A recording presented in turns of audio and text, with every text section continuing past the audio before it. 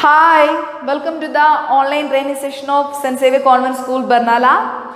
Hope you all are safe at home. I am Sainu John, your science teacher. I am going to take class 8, chapter 5, coal and petroleum. In lower classes, you learned about coal and petroleum. I think you learned it as natural resources. What do you mean by resources? Anything which is used by humans for his survival, we call it as resources. Resources can be divided into two: natural resources and man-made resources. From the name itself, you can tell what do you mean by natural resources and what do you mean by man-made resources. The resources from the nature, that is natural resources, and the resources made by humans, that is man-made resources. Then again, natural resources divided into two: inexhaustible natural resources and exhaustible natural resources. What do you mean by inexhaustible natural resources? That means present unlimited quantity in nature and cannot be finished by human activities. That means sunlight, air, water, we can see unlimited in nature. So we call that type of resources inexhaustible natural resources, and that cannot be finished by human activities. Sunlight cannot be finished by our activities, is it? Water, air we are using. So that type of resources we call it as inexhaustible resources. And exhaustible natural resources means presents limited quantity in nature and can be exhausted by human activities. I will show you example. Inexhaustible resources and exhaustible resources: solar energy, wind energy, geothermal energy. These all are inexhaustible resources. And oil, natural gas, coal, petrol, diesel, these all are exhaustible resources. So I am telling you again, what do you mean by inexhaustible natural resources and exhaustible natural resources? Inexhaustible means present unlimited quantity in nature and cannot be finished by human activities. Example: sunlight, air, water, etc. And exhaustible means present limited quantity in nature and can be exhausted by human activities. That is coal, natural gas, petroleum, etc. Understand? Next, we are going to discuss about fossil fuels. Fossil fuels means, I told you, exhaustible natural resources.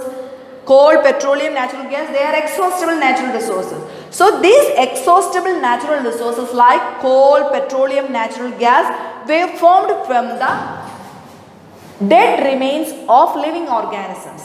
They are known as fossil fuels. I am repeating. Fossil fuel means exhaustible resources like coal, petroleum, natural gas, etc. are formed from the dead remains of living organisms. They are known as fossil fuels. I hope you understand. Next, we are going to discuss about coal. Have you ever seen coal? Here you can see in this picture. This is the picture of coal. Black in color and it is hard as stone. Now we are discussing about the uses of coal.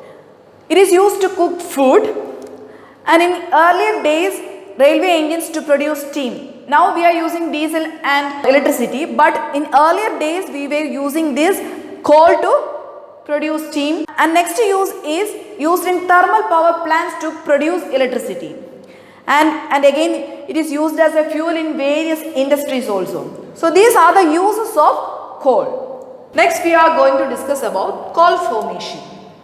About 300 million years ago, the earth had dense forests in low-lying wetland areas.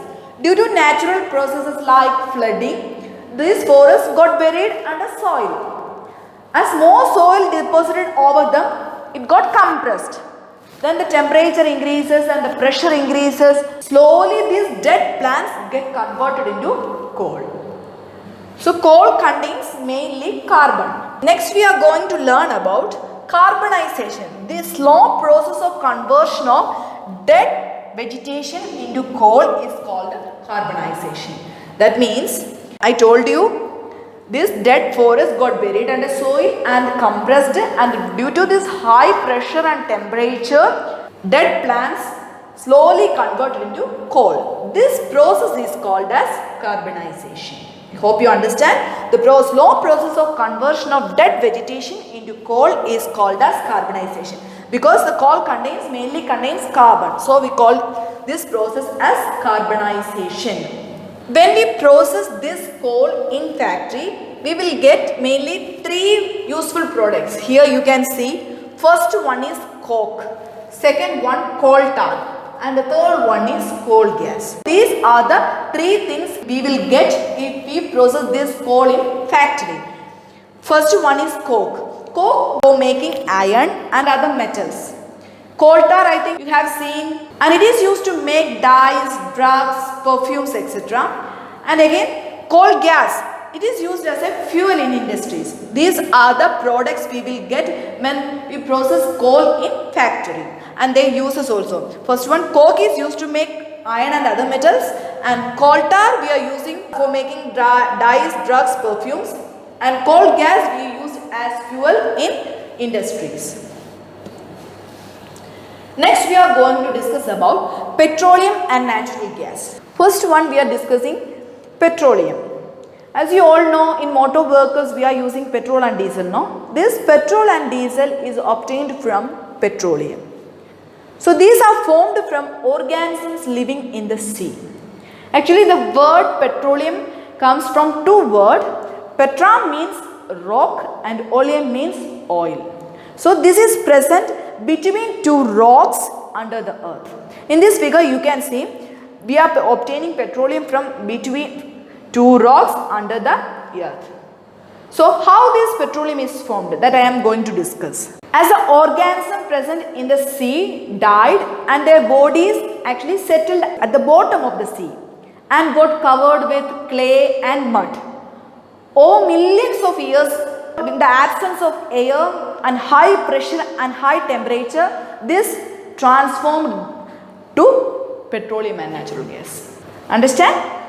Petroleum and natural gas, they are formed from the organisms living inside the sea. Next we are going to discuss about refining of petroleum. What do you mean by refining of petroleum? Actually petroleum is a dark oily liquid and it consists of many petroleum gases, petrol, diesel, lubricating oil, paraffin wax, everything. So we need to refine petrol, diesel separately. So it is a process of separating the various constituents of petroleum. I am repeating, refining means it is a process of separating the various constituents of petroleum. So it contains lubricating oil, paraffin wax, petrol, diesel, petroleum gas, etc. So we need to separate it. This process is known as refining and it is carried out in a petroleum refinery. Oil well. Have you heard about oil well? Oil well means we are extracting petrol from that oil well. The world's first oil well was drilled in Pennsylvania, USA in 1859. And in India also oil is found in Assam, Gujarat, Mumbai, etc. Next we are going to discuss about the various constituents of petroleum and their uses. I told you, petroleum consists of different things like lubricating oil, paraffin wax, petrol, diesel, kerosene, etc. So we are going to discuss about various constituents of petroleum and their uses.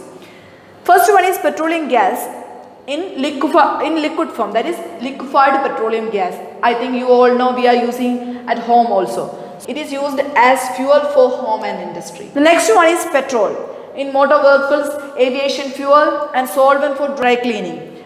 And next one is kerosene. Kerosene we are using for stoves, lamps and for jet aircrafts. Next one is diesel. These all are constituents of petroleum. And next one is diesel. Diesel means we are using for heavy motor vehicles, electric generators, etc. Next one is lubricating oil. For lubrication purpose we are using lubricating oil in many industries, in many machineries, etc. Next one is paraffin wax. It is used in ointments, candles, Vaseline, etc. Next one is bitumen. It is used for in paints, road surfacing, etc. So these are the various constituents of petroleum and their uses. Next we are going to discuss about natural gas. I already told you petroleum and natural gas, they are formed from organisms living inside the sea. Natural gas is a very important fossil fuel and it is stored under high pressure as compressed natural gas. I think you heard about CNG. And it is used for power generation as a fuel for vehicle. I hope you understand. Natural gas is also a fossil fuel. It is stored under high pressure as compressed natural gas. We call it as CNG, and it is used for power generation as a fuel for vehicle. As you all know, coal and petroleum, they are exhaustible resources. That means limited resources. So if we are using continuously, means what will happen? Scarcity will be there, no? So you require the dead organisms millions of years to get converted into these fuels. So don't waste these petroleum and natural gas, including this petrol and diesel. In India, Petroleum Conservation Research Association advises people how to save petrol and diesel. These are the main topics in this chapter. I am repeating. Let us have a quick look. What do you mean by resources? And natural resources can be divided into two: exhaustible resources and inexhaustible resources. Inexhaustible resources means unlimited quantity in nature and cannot be finished by human activities. And next one is exhaustible resources means limited quantity in nature and can be finished by human. The next one, examples I told you already. Then about fossil fuels. Fossil fuels means these exhaustible natural resources like coal, petroleum and natural gases were formed from the dead remains of living organisms. That is known as fossil fuels. And how this coal is formed, I told you. And they uses and coal formation also. The dead remains of the forest slowly converted into coal. And this process is known as carbonization. And again, this coal when we process in factory or in industries means what will happen? These products we will get and their uses. And again, petroleum and natural gas and how they formed, and the refining of petroleum. Refining of petroleum means separating the various constituents of petroleum, and it is carried out in refinery. And the various constituents and their uses also: diesel, petrol, kerosene, lubricating oil, paraffin wax, etc. And what are the uses of these things?